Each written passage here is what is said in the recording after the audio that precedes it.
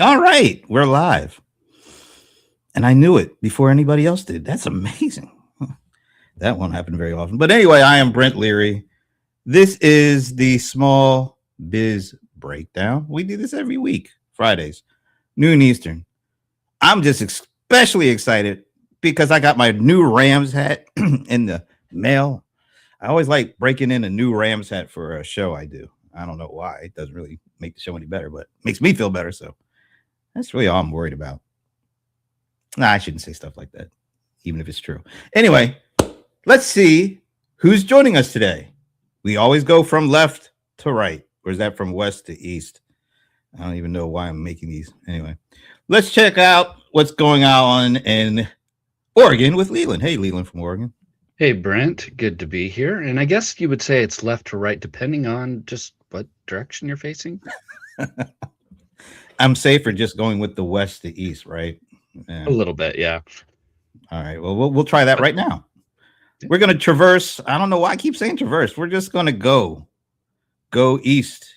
I wasn't going to say young man because, quite honestly, I'm not a young man anymore. Anyway, this guy is, though. He's from Gary, Indiana. He is Pierre D. Good morning and hello.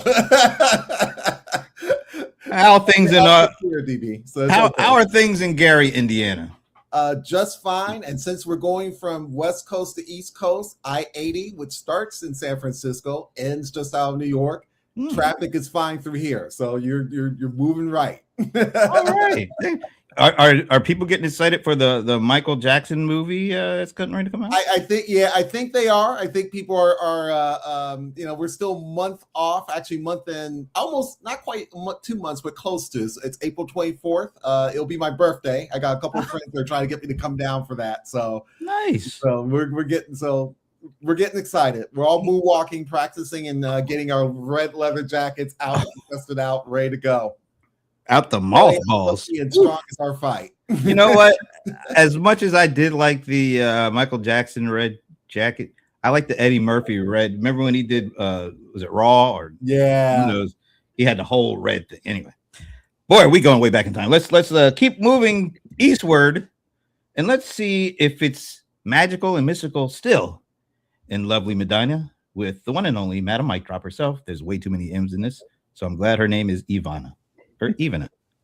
Yes. So continuing off of I-80, it is sunny and warm in tropical Medina. We completed our lovely ice festival. I sent you guys a little video so that you could see how cute we are.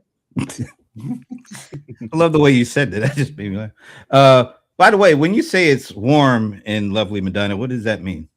About, is it 49? 40 what? Yeah. 49. Wow. All right. That's not bad. So, as you can see, I'm not bundled up. I am just like wearing regular clothes. All righty. Well, we're glad to hear everything is still magical and mystical in Medina. So many M's.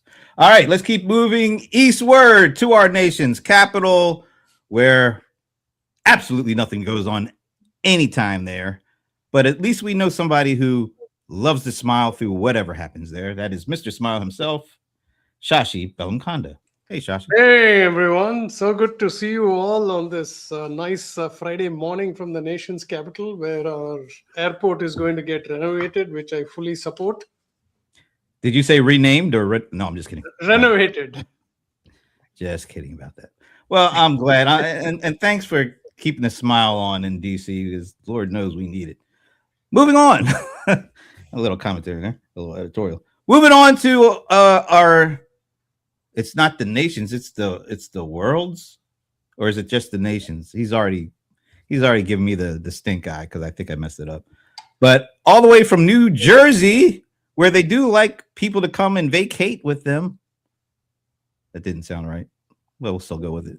It is the one and only Ramon Ray. Hey, what's up, everybody? Ramon Ray from.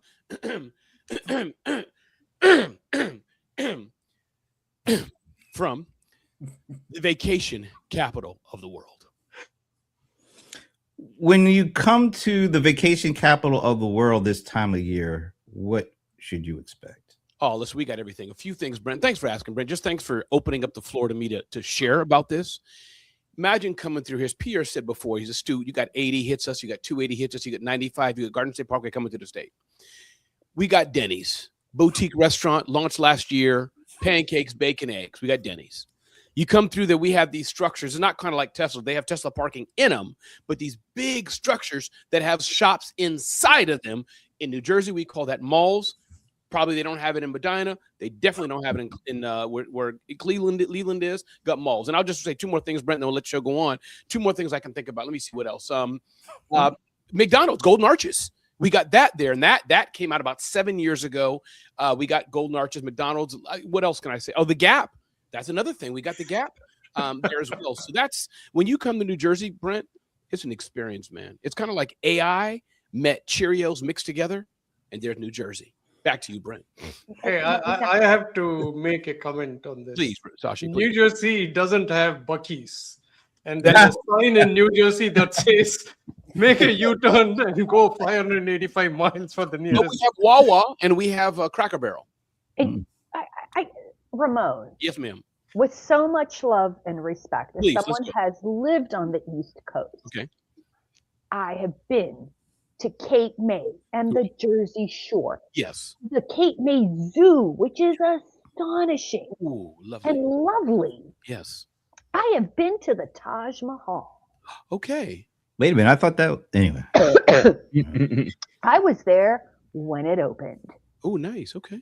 So, do not be dissing on Jersey. I have been lost on the Garden State Parkway. So I got to see so much loveliness of the Garden State.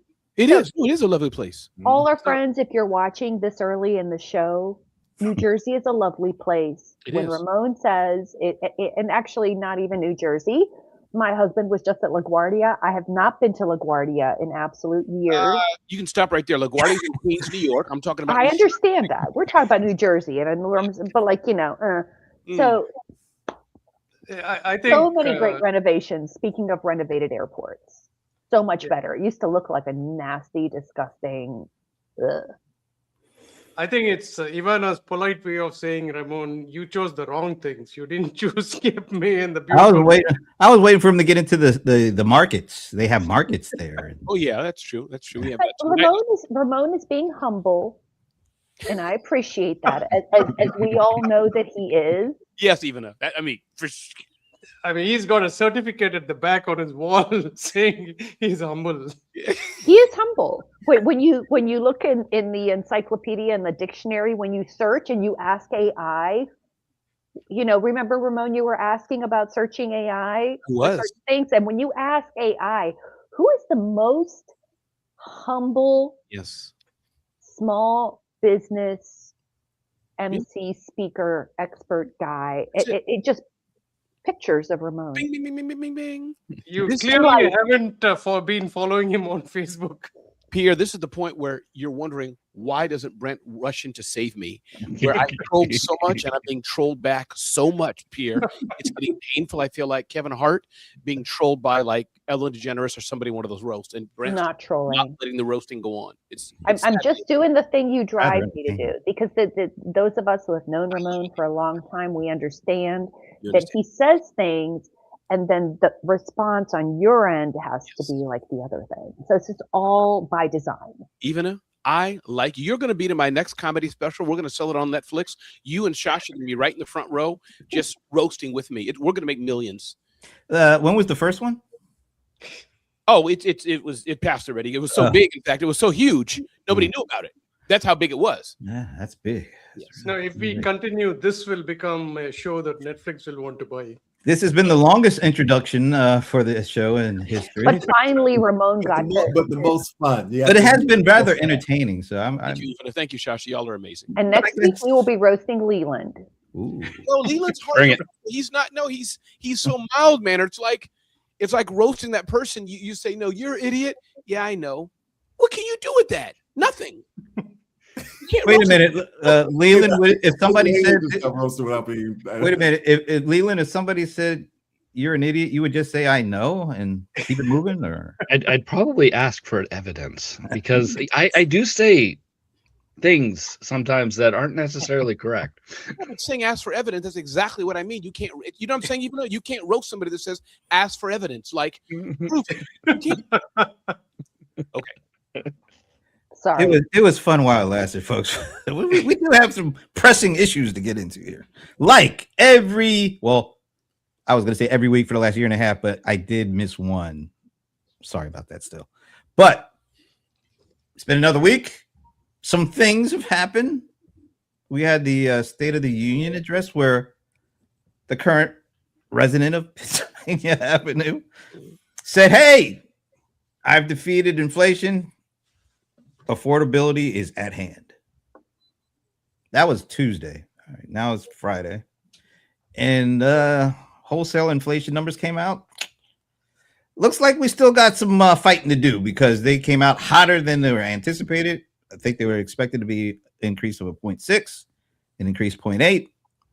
Now annual inflation is at 2.9, which is a little higher than it was before the current resident took over. So inflation is still something that we're dealing with.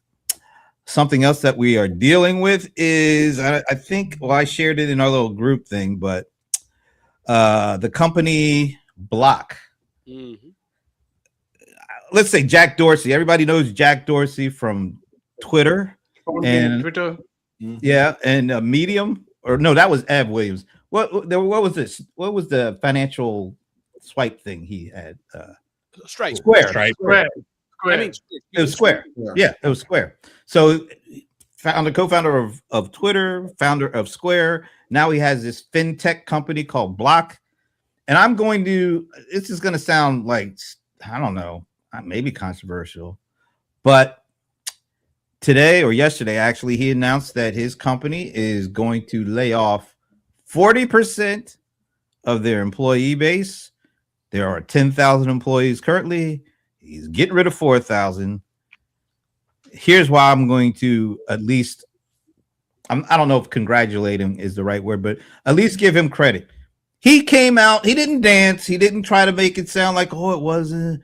He came out and said, look, we are going to get ahead of this AI thing. So we're going to let people go because AI, we don't want to be the laggards in this. We want to be leaders in getting efficient. So he let 4,000 folks go because of what AI is going to do. Most people are still dancing around with that AI.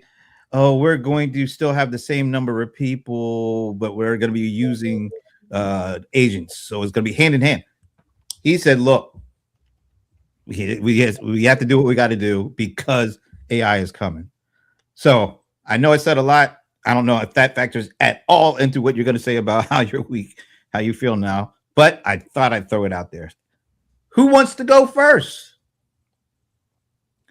We all know it's you, Ramon. Just go ahead and do it, man. No, really, I was humbly trying to wait for my other colleagues to go. Really, seriously, y'all. Okay. Anybody want to go? Who do you nominate then? Myself. Okay. And I fell for that too. I was waiting for others. I fell for that one hard. We appreciate the patience, Ramon. Go right ahead. That was a beautiful setup, man. I really was waiting for others. But it just came out because of the humble badge I have. Anyway, listen, let's get to the show. Brent Leary, thanks for being a great host, Small Biz Breakdown. We're all good to be here. Here's what I think. My week overall was good. I was in Romania with my client. It was good to be there. Money is flowing. Before that was at an event called Creative Con. Pierre was there. We're about 100 and some odd people, small business owners, the smallest of small business owners, and some even full-time jobs, some retired. So a mishmash of, not the true small business like Clayton Mask of Keep, formerly Infusionsoft used to say. So that's where I was. That was my week.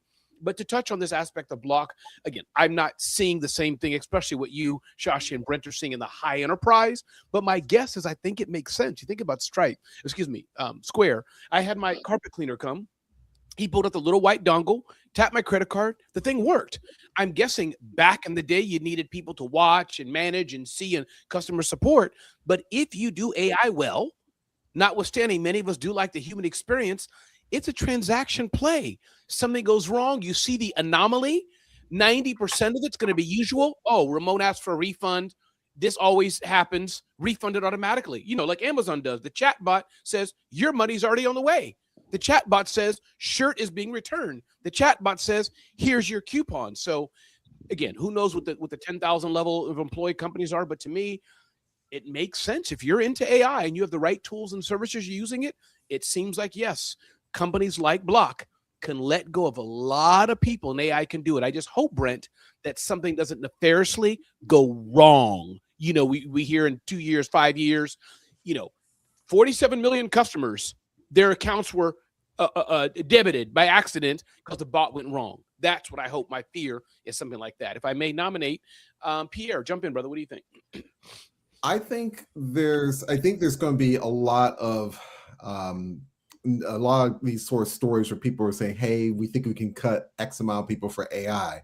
The one that's most interesting is the IBM one, where now IBM is saying, hey, we need to walk back what we thought we could do.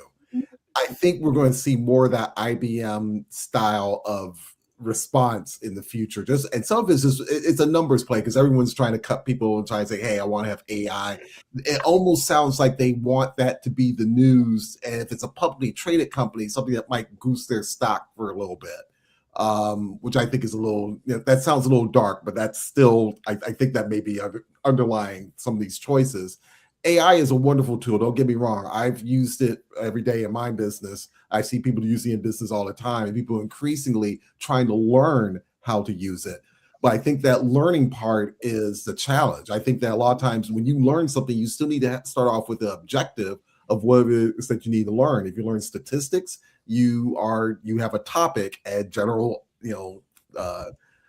outline for your course. And I think for businesses, they see this AI as the subject, but they haven't really put together a real objective for themselves of what they want to do with it enough to really define it well. And I think they're not seeing that. I think they see the buzz and decide that we just need to we'll get this productivity increase. But they don't realize when you implement technology, there's always a curve, and you have to get past that curve of resistance to get things working well. And some people are not set up well for that, I think. So we may see more of that IBM type of response soon.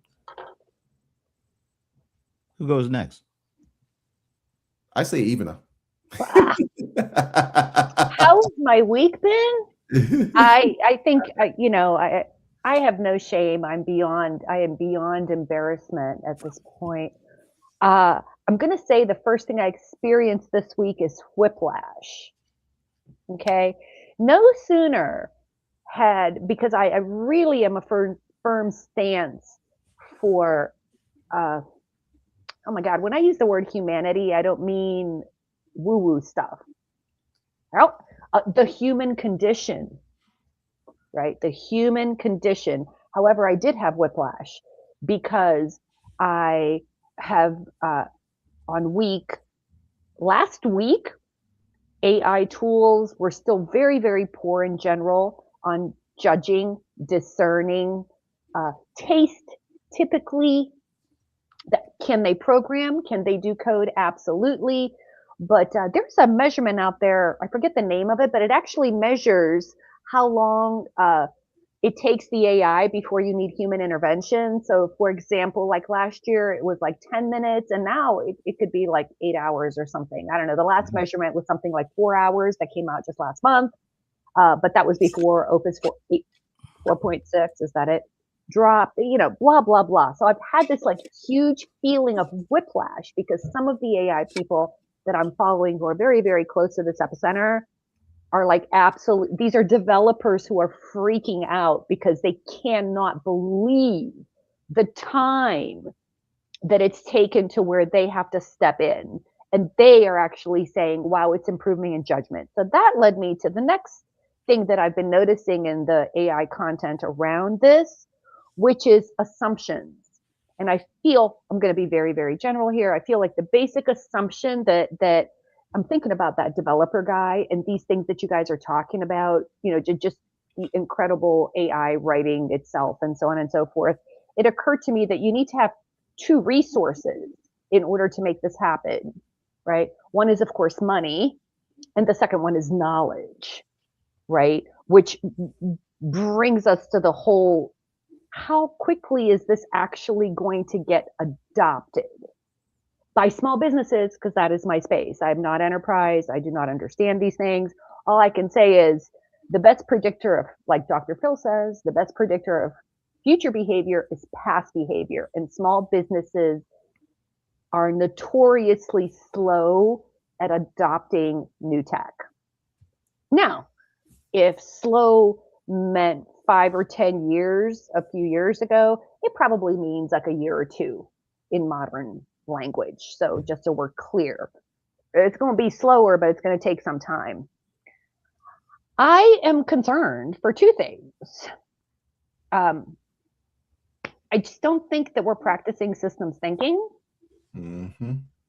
Really, like we have gotten so addicted to immediate gratification that we don't understand system thinking. So like it's been a while since anyone has done a SWOT analysis. I know that's old school, but I'm thinking to myself, okay, so let's like assume that our economic system and our government and these things are not going to change anytime soon, but like half the population is not working. And so I'm like, who is gonna be using these squares? And like money has to exchange. There has to be money. I keep asking the same question, who's gonna be the customer? And I don't think our brains are evolved enough. We can't even deal with multiple communication channels as it is. The technology is evolving faster than our brains and human things can handle. We're still behaving like cavemen. So I'm kind of wondering about how that's going to go. So I'll just shut up now. Oh, I need to tag someone. Shashi, go. Before Shashi goes, I will overlook even as referencing Dr. Schill because that was a lot of good information. Yeah, it was. I know. But that is a Schill. phrase. And for me to say that was my phrase. But you know what? That is in psychology, having had a lot of psych classes, being the marketing manipulator that I am. Ooh. That is a thing, right? The best predictor of future behavior is past behavior, and that is just a generalization. And I wish I could take that, but I won't steal. Marketing manipulator from Medina. Magical. Oh my God, there's a Magical Medina. M's again. Those Madam Mic Drop. Woo! That's a lot of M's, man. That's true. All right, Shashi. All right, my take on this is like this is not a Chat GPT came and that's why Block did this. Machine learning and AI has been around for God knows 30, 40 years. Yeah. But Block is not saying like, hey, customers, you're all going to get a AI bot and we're going to stop service. I think one of the things that they will absolutely protect is their core business, which is financial transactions, right? Now, they have internal tools that I'm sure they've been building for, say, 10 years. And this will be mostly back office. Like I was actually talking to another technology person.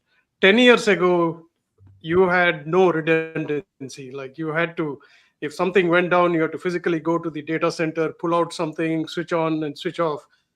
All those things have gone now, and literally you don't need somebody watching screens and telling you like where it's going to go down and things like that.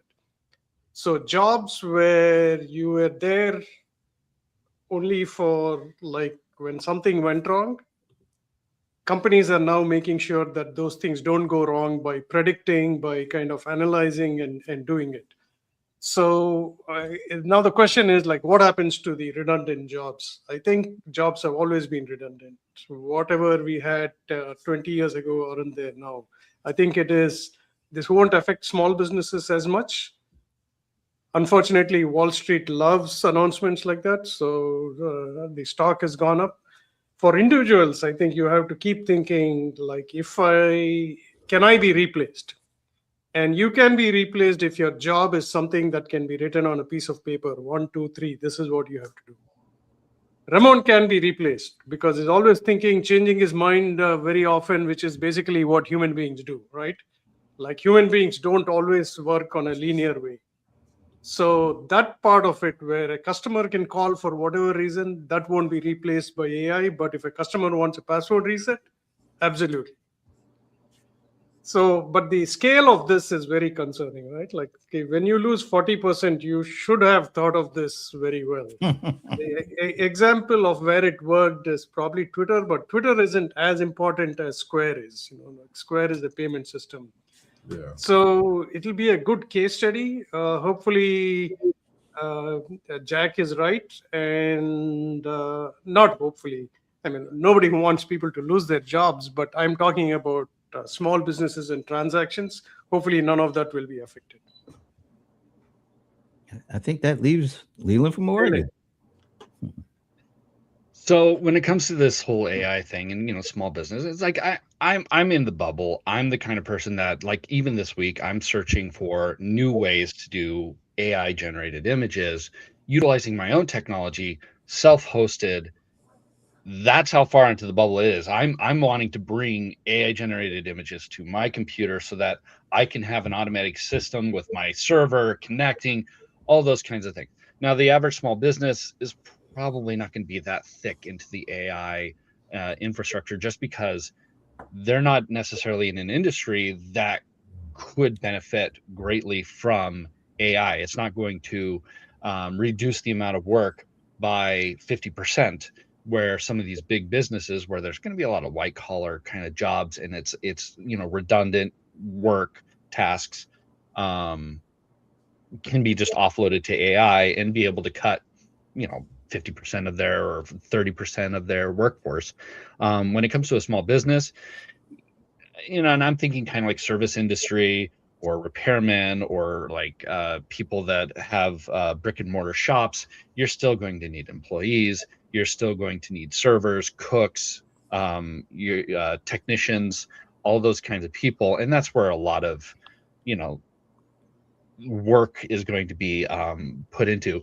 But the real benefit for small business owners is going to be coming into utilizing AI, maybe not to save time, but to get more out of your time.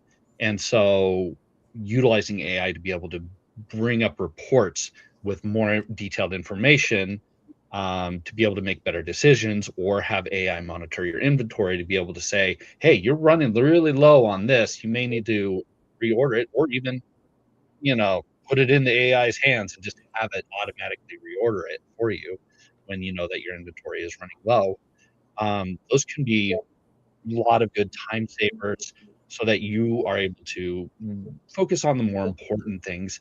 When it comes to like these financial things, the thing that I would love to see is more of a fraud protection kind of system in place utilizing AI. Customer comes in, they put down their credit card, and I've worked retail. There are some bad actors out there, just even in your everyday life, that are just going to put down a bad credit card, and then your business is on the hook for hundreds of dollars. I worked at a video game store in college, and one of my first transactions was one of those, and they bought like $300 worth of stuff, and I got called into the manager's office, and it wasn't nearly me that did it. It was the assistant manager. So I was okay. I was okay. I didn't get fired or anything like that. But I'd love to see that for a small business, to be able to not have to worry as much about fraudsters protecting their business. That's what I'd love to see. And I'd love to see small business owners work towards. It's like adopt where you can to be able to improve your business. Maybe not cut out half of your employees, but utilize your time for the best. Good point by Doris. First of all, thank you, Doris, for joining us. I don't think we've seen Doris here before, so thanks for stopping in. Restaurants using robotic servers. Let me ask you guys this, because I don't think anybody mentioned the inflation stuff in your conversations. It was almost all about the AI stuff, which is interesting. What is actually more pressing on your business, and maybe on small businesses in general as you see it? The specter of inflation rearing its ugly head again, and seemingly not being able to control inflation like it seems like in the past. This thing has been very sticky. It doesn't seem to want to go down. And when we thought it was going down, this weird word came out of nowhere, tariffs. And all of a sudden we started seeing it go back up. Is that more of a concern, or is AI and where AI is right now more of a concern to you personally, and do you think in general to small businesses? I'll jump in. I think that AI is more of a concern slightly, and here's why I say why. I think the economic pressures. I think business owners are aware of it, and they somewhat worry about it, but they also are optimistic to get through it. So it kind of doesn't hit the priority. Where business owners, I think, struggle is trying to think strategically about what is the thing that they need to be doing that will keep them sustaining for a while. And that's very hard to identify in general. I can tell you off the bat from an analytics perspective, when Google Analytics first came into play and then people started to add analytics to websites and everything else, sometimes it was a little difficult to have conversations with business owners because many of the taggings that you have to do ties into the strategy and what's the business objective you're trying to do and how it's expressed through a website and later on from apps and so forth. It took a while for that to gain traction. I think AI has the same sort of issue in the sense that people know now that they can type and Google certain things. And most people right now, a lot of people are producing content. And AI tools are way more than that. It's also about interacting and automating. To what Eva brought up earlier, you're automating different types of tools out there and devices. And so the question becomes, what should you be automating or considering automating that will give your customers some sort of satisfaction, that will give you a strategic advantage? And I think sometimes business owners are not always the most imaginative about how those pieces come together. That doesn't make you a bad business owner. It just means that you're always pressed for time for imagining understanding information to imagine where you go and then actually applying it. So I'd say the AI a little bit.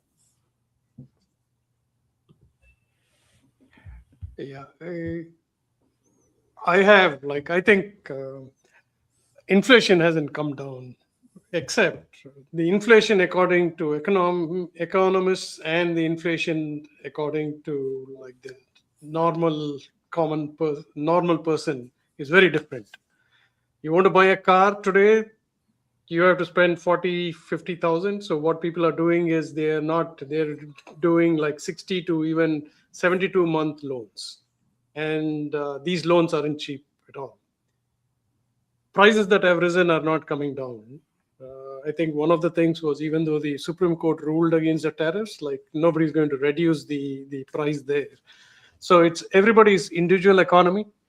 The small businesses, I think, are focused more on how do the wages have risen, costs have risen, they still have to be profitable. So that's probably top of mind. I think they will look at anyone who says, hey, I can save your payroll by doing X, Y, and Z. I'm sure it's going to be a welcome suggestion for them. At Zoho Day, like Sridhar Vembu had a very good thing. He said the jobs where you're interacting with people, he used teachers, he used like where you're always face to face with people are not going to go away. AI is never going to replace them. I thought that was very profound. So if you look at it, like even though I think Doris said like restaurants are having robots, I still feel we will pay a premium for human beings to interact with us. And so inflation hasn't come down. The economist's definition may have been very different. Mm-hmm.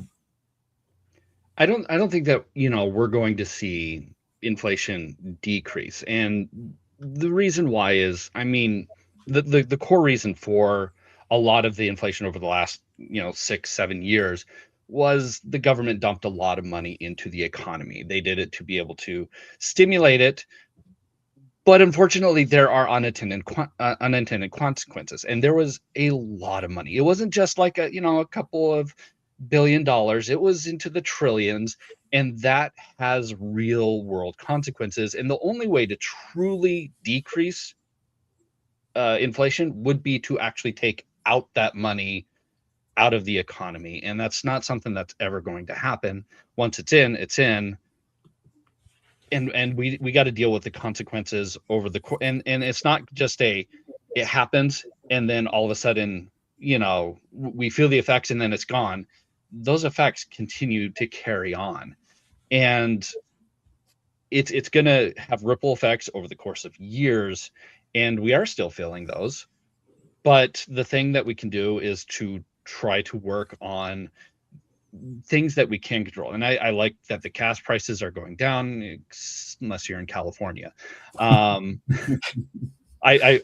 feel sorry for this. I'm in Oregon and it is still pretty high. We're in the $4 range, and it's pretty bad here. But doing stuff like that to be able to make costs go down in certain areas can help affect other areas, and be able to reduce, you know, food transportation, which then reduces the amount of money that a restaurant needs to be able to pay to be able to buy the food.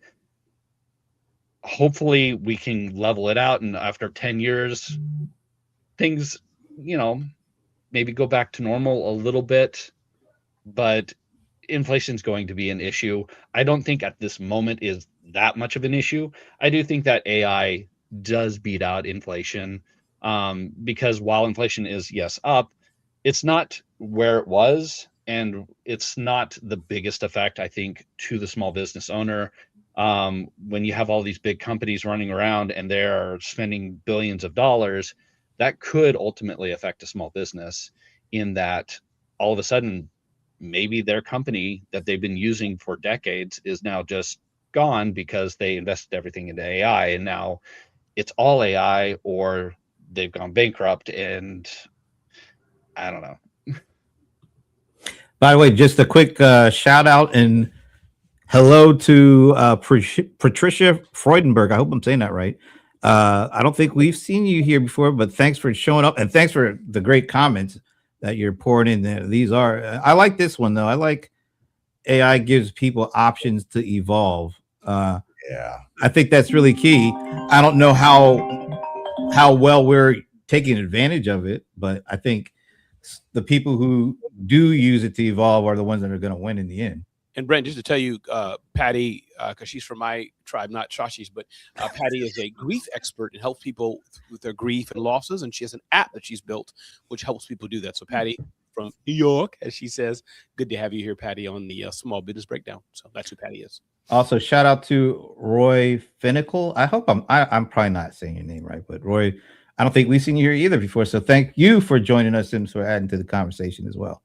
Ibn, what about it? What's more important to you personally and overall, do you think, to the small business world? Inflation getting lowered, or AI is a more pressing thing to deal with? I don't think AI is more important. At the same time, I don't think inflation is the right conversation, because we all know that deflation is like not a good thing. So I think we get into, we are collapsing inflation with affordability, and it's like not the same thing, right? And personally, I don't think the inflation rate is like that bad. But at the same time, what we're dealing with is that there's a disconnect between pricing and value, because what we have is pricing basically run amok. And the reason it's run amok is because, I mean, all these industries have consolidated.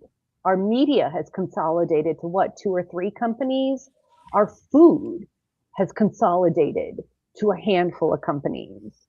I mean, like, I don't even know. I mean, it's like at every level there is consolidation. What do we have when we have consolidation? You have a reduction in competition.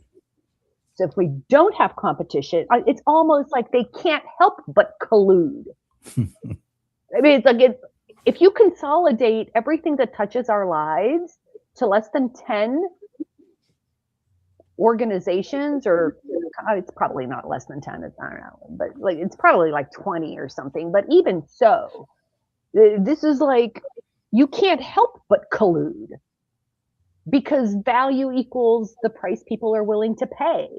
And if you increase the price of milk to $7 to a half gallon, and you're buying milk so that you can cook or feed a child or like whatever, you're going to be buying that milk. You're going to buy that milk at $10 a gallon, right? So I just like think it's the wrong conversation. It's an affordability conversation, and the affordability is tied to high prices, and the high prices aren't happening because we're getting any kind of value.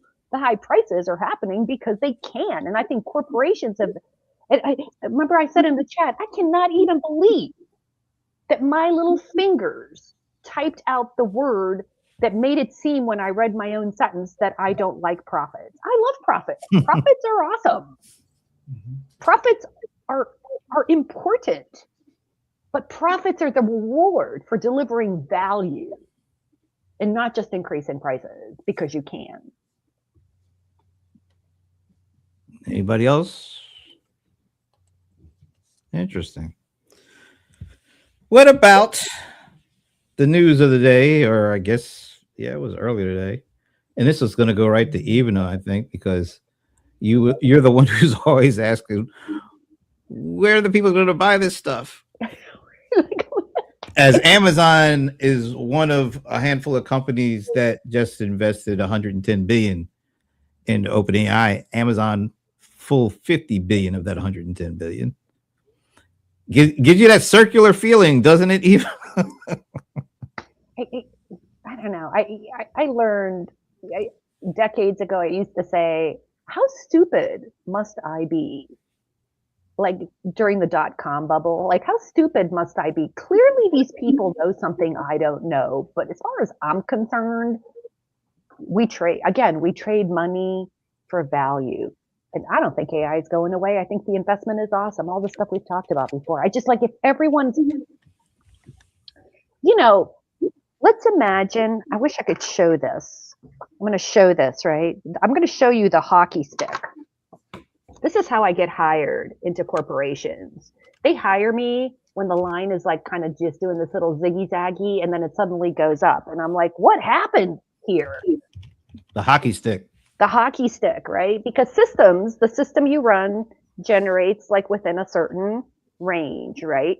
So when you suddenly go beyond that range and you're like, things go like that, whatever that may be, could be AI usage, could be like whatever. You are now bursting like past the fences of your system, right? So I'm like, what happened here? And they're like, well, we bought, we did all this stuff. We bought companies, we launched new products. I'm like, you understand?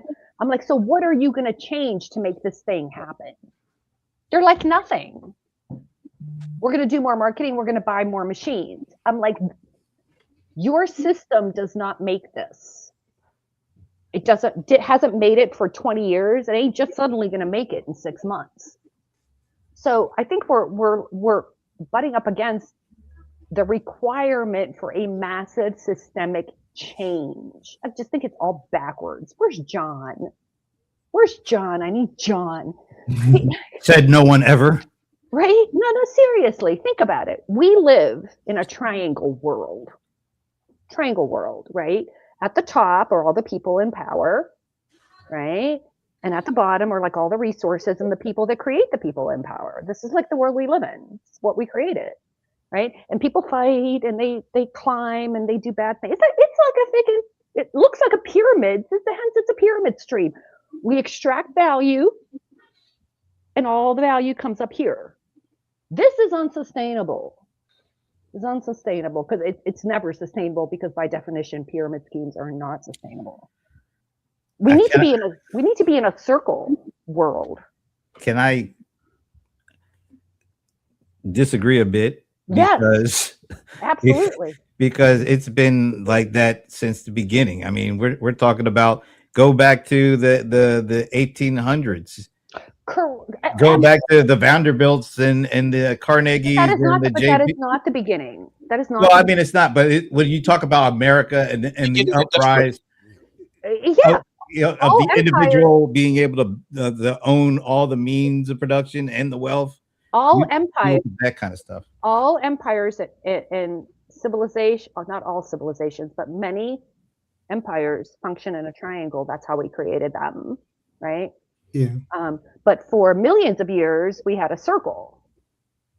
We had circles. But even was it really a circle? Even what about do you consider the kings and the fiefdoms and all Yeah. that? That's a triangle. That's Yeah. everything. Cavemen were a circle.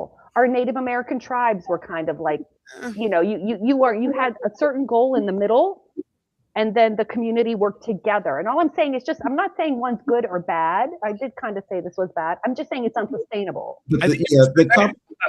Actually, we much rather have the current system where Ivana, you could have been on the top of the triangle than Queen Ivana, right? But let me just say, you also have a very good point. I'll tell you why. When Google first became public, I didn't invest. And the reason I didn't invest was I'm looking at the hospital and looking at GE equipment, X-rays and everything. I'm saying these are the companies that we really need. Who cares about search? I was wrong, right? GE went almost bankrupt, and look where Alphabet is. So that tells me the real power for economies is in the stock market, which is actually unfortunate, right? Yeah.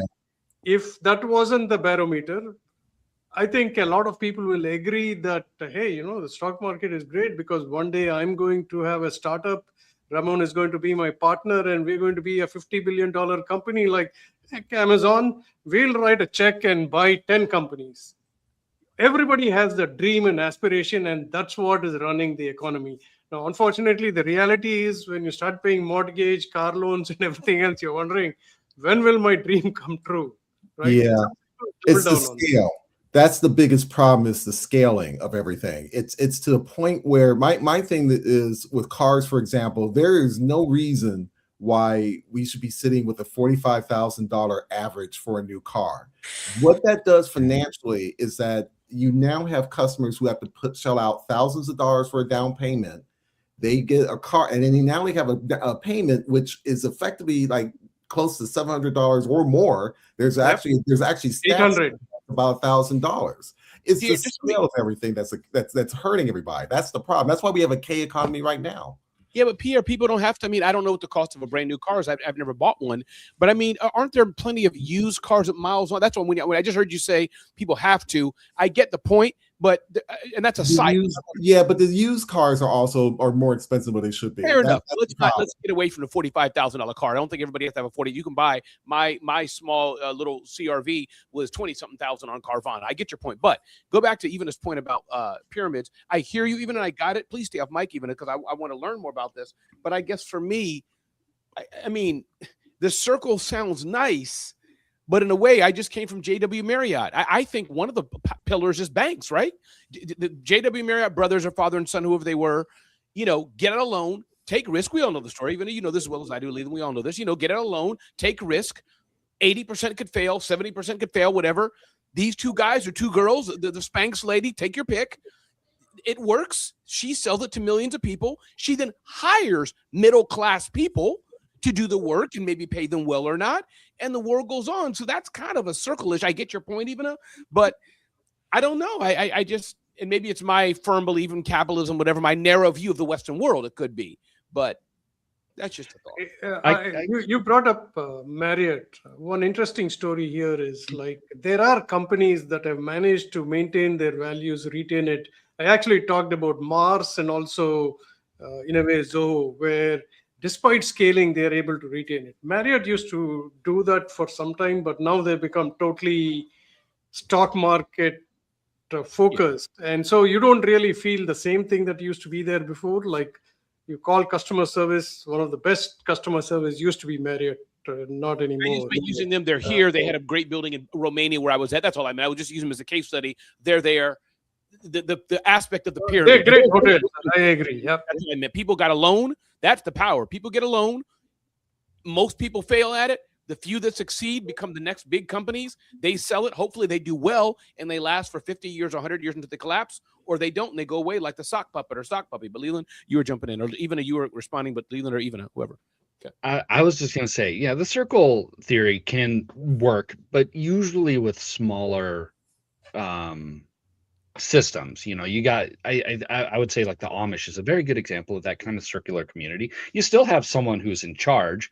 I guess maybe the person in the middle of the circle kind of directing where everyone goes, but it kind of becomes untenable when it gets to a bit of a larger system, and you need to be able to have the big leader and then the smaller leaders telling the people down below to be able to direct where resources go. It's either that, or when the circle gets too huge, the left side of the circle doesn't know what the right side of the circle is doing, and then they're going in opposite directions, and then you got an oval, and then it just bursts. Okay, I like that I he's love at an oval. I love that. I just want to make sure that maybe I wasn't clear. I think what's been making me nuts, what's inside the circle is something that we preach to all businesses everywhere, and it's business, and we extol businesses who actually run a circle theory because what's in the middle of the circle is fulfilling an unmet need, a goal, a mission, a vision. So those companies, whether it's Airbnb or the Spanx lady or whoever, what makes those companies, Southwest for the longest time, Southwest Circle, inside Southwest Circle, Southwest is such a great example, right? The old Southwest, the original Southwest. Inside the circle was the foundational belief that everyone should be able to fly. Before Southwest, flying was for certain people, and it looked a certain way. Southwest literally adopted a bus route strategy. But back to the circle. If everyone should be able to fly, if that is the core of your business, that drove their operations. So operations had to be set up in a way so that everyone could be able to fly, which is why they had the 3-minute turnaround, which is why suddenly people and the CEO at Christmas time are out there handling luggage. Why? Because we got to have this turnaround. Because if we have this turnaround, it replaces 3 airplanes. In the circle is the goal and the vision for your business that makes you unique, that fulfills an unmet need, that provides incredible value to your customers. So I don't know when in my 40-some years since graduating with a business and marketing degree at the time of Reagan, for whom I was a huge fan, profit somehow shifted away from the customer experience, because that is the reason for all these things. Exactly. So like, please don't misunderstand me. I am like all for profit, but the whole point of profit, like we were taught, like you want to reinvest in your business, you want to upgrade your equipment, you want to pay your people more. The tax structure for corporations was such that, not to sound like an MBA course here, was such that you were incentivized to improve your business and your employees' lives, and hence buying back stock was illegal because it falsely increases your stock price and no longer reflects value. Hey, Ivana, you said you wish John Lawson were here, Ivana. Did you just say that, right? I did. John, say hi to Ivana. Hey, what's up? Yeah. Did you hear me say I missed you? Because I'm just being you right now. John Lawson is here, and Ivana has talked about the circle versus the triangle, John. We don't have to rehash it. I just thought everybody, well, most of us, John, most of us on this would love to hear your voice. So, John, just say what's up to the people, then we'll let you go back, do what you're doing. I wish John was here, and I'm like, you know what? Let me call his brother and see maybe he can just say hello and give us. Oh, that's awesome. Miss you guys. Wish y'all were there. No, that's all right. Soon, except Brent. Yeah. Miss you, John. It was going so well. Yeah. Stop it. You're awesome, John. It's a mix of love and less love. Okay. No, take your time, do what you need to do, stay away, get better, stay far away. Back to us. We miss you. Yeah, awesome. Yeah, we did miss you. So even was like she was talking about that. We don't have to rehash it, but she was talking about the economy being a triangle versus a circle, blah blah blah blah blah. And she was like, "John, he'll understand me. He'll know what I'm saying." And all of us were kind of giving her some grief for it. But she was like, "Where's John?" Anyway, John, I love you, brother. Thank you. Good health, and thanks for joining me to have some fun today, man. Welcome. Thanks. Later, folks. Later. Bye-bye. Much later. Much later. Even I did that for you. Oh, I miss John. I know you didn't do it for me. So No. For you, I would have called my boy. I would have called Jared Kushner. That's what I would call for you. no, that's quite all right. All right, so we're getting close to the end here. Thank God. What's going on here? So another thing that came up, and maybe we do a quick round around this because it's about the kind of the role that government is playing in this AI stuff. I think you all are kind of familiar, at least to a certain extent, about what's going on with Anthropic and basically peak headsets at the Department of. I'm staying Department of Defense. I'm not doing the war thing. About basically, he is threatening Anthropic to let them use their AI technology for something that has never been used or asked to be used for before. And he's threatening if they don't give it to him to use it in that way, he's threatening to put them on a list that's usually a list of foreign actors. But he wants to basically blackmail them into giving them access for this technology to use it in a way that it really wasn't supposed to be used. What role should government have in where the direction of AI goes?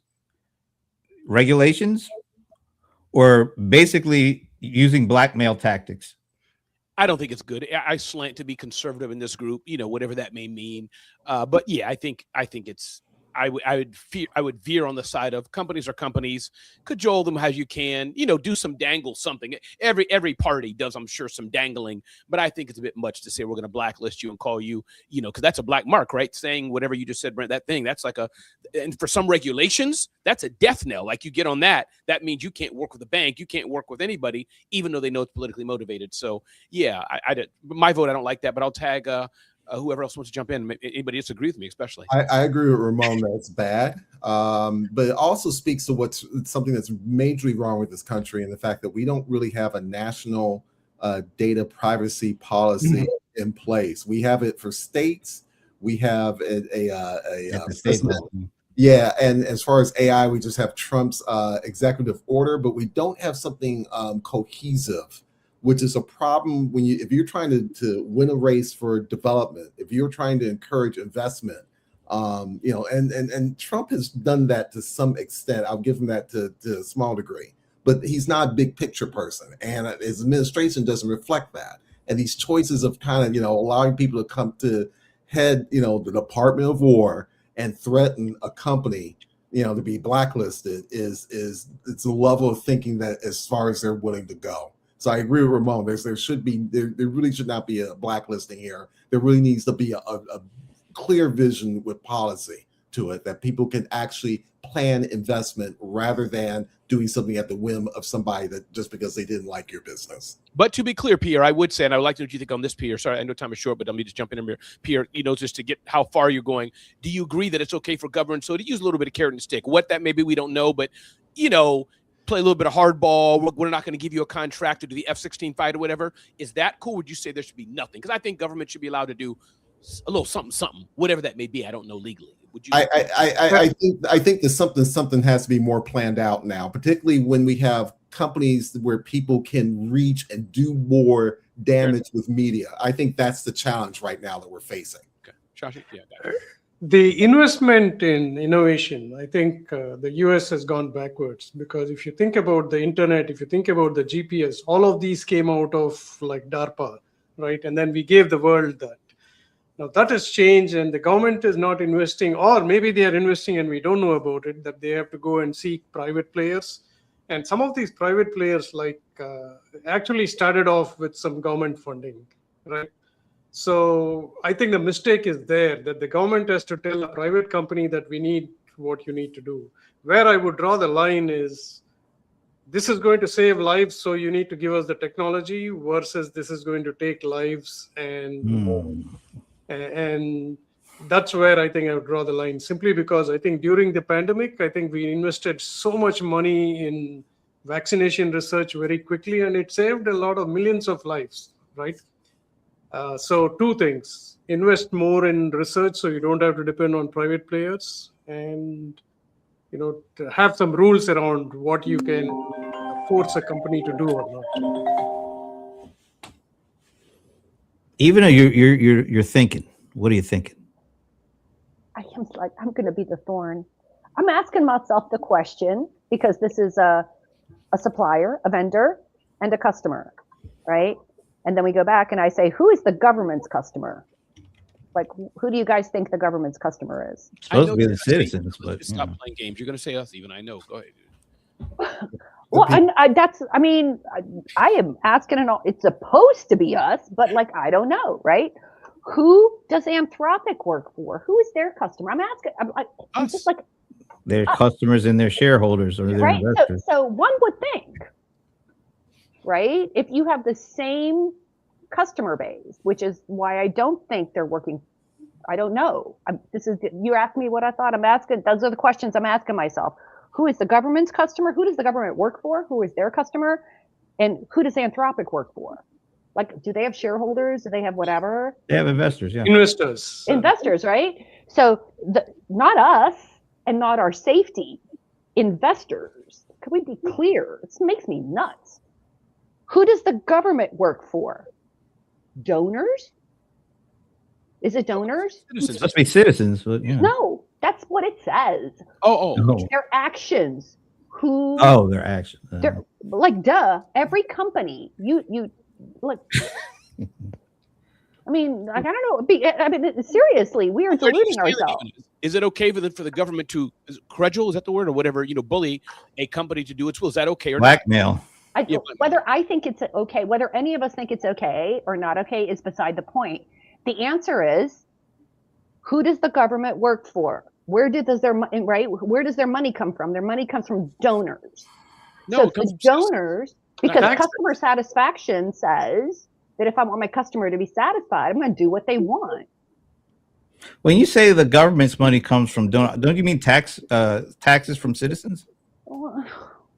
Does it matter, really? It does. It's not donors. I didn't donate. It's not donors. That's I don't know if you all heard, OpenAI is going to step into the gap, and that's are they? Because I heard Anthropic said they're not doing it. Right? The CEO said no. He said he turned it down, and I give that guy credit. I mean, he kind of stuck to his gun. We'll see how long, because you never know. You get the screws put to you long enough, things happen. I mean, you think about it, right? That's my point. Is I think it's bad now. Imagine the government, and it's mainly President Trump. And by the way, Brent, you've never said President Trump. You use the current occupant, all that nonsense. Stop playing that game, Brent. That's ridiculous. But doesn't he live there? It knows that, but I think it's facts. Okay, can I just call him Resident Trump because it rhymes with that? Resident's not bad. That's close to president. But the point I'm making is that I do think it's wrong. Imagine if what Trump is saying people have done to him. Imagine now he's saying banks. Any bank cannot work with Anthropic or your security threat. That's where I think this kind of thing could go, and none of us want that. That's just bad. That's not. Yeah. No, you don't want that. I get. I mean, I agree, because that's what I put in the chat. I'm like, I'm sorry. Is Anthropic a private organization or not? It's a private company. Oh my God. It sets a bad precedent. Ramon's right. Well, it also goes back to, remember, investing, putting money into Intel and taking a stake in that, which we didn't see that happen outside of things like the bailouts. And even the bailouts, it was a loan. It was never a stake in the company. There seems to be a line that's definitely been crossed with some of the latest activities around AI. And I was just curious to see where you guys stand on that. But we are at the top of the hour. We even lost Shashi. Man. So parting shots. Who wants to take their first part? Maybe you shouldn't say shots. Parting thoughts. I guess I'll set, going off of it. It is, yeah, bad. The government's done this multiple times within the past. I know that the social media companies in the past have been hit by the government and saying, no, you got to do this. So, it's the government doing the government. It's not bad. It is bad. Sorry. Not that it's not bad. It's bad any way that it's done. I'm just kind of curious why Anthropic is not like, let's come to the deal table. I want to make some money off of this. Yeah, remember NVIDIA did that when they were the whole idea you can't sell to China. Didn't NVIDIA go to the White House? Well, I shouldn't say NVIDIA, but Jensen Huang go, and they were. It's just interesting to see if this is something that's they're gonna stand on the hill, or are they going to, get on bended knee at some point. But going to the White House, Brent, I mean, going to China, selling to China, Brent, I think it sounds to me politically different than using our technology for autonomous warfare and citizens. Yeah. I think those are, you can stomach it a bit more. If I was a progressive person, one of those people, like if I was a progressive person, just messing with you, I can stomach more selling to China. Can I sell to it with guardrails? They need technology for their rice farms, whatever. That I could see nuanced. But a proper company that has those convictions, using it to spy on citizens, I'll say it in the words of what that side of the question. That's a whole other level. Yeah, I think it's hard. There's no way you can get around it. Mm-mm. Yeah. So, even any mic drop wisdom today?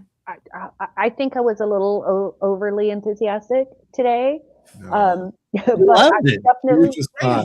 but I mean, really a stand and a commitment for taking a step back and thinking things through, right? Like, think about the systems, think about every choice, and this is going to be so much more valuable as AI comes more online. My whole point is, whether it's AI or whether what's going on in your marketplace or with the government or in the world. Look at that Anthropic guy. He was very, very clear about what he's committed to. So my parting thought is, when in doubt, ask yourself, who are you being? What are you committed to? And what can people count on you for?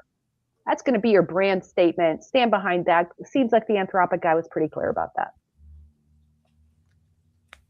Yep. Mic drop. That was good. Who could follow up on that? Ramon's like, I want to follow up on that. no, I don't want to follow. I know he can, because we count on the dulcet tones of Ramon Ray to take it. We're back to the dulcet tones. Yes. But Brent, you're a good host. Thanks for having us here. It was good to hang with you all. So appreciate the time. All right. Everybody have a great weekend. We will see you next Friday, because guess what? There's going to be other things to talk about. We always know there's something new every week. March Madness. Started yeah, March. That's right. Oh my God. This is the last Friday in February. Jeez. Mm-hmm. Whew. This year is moving fast. We got to keep up. Anyway, we will see you next week.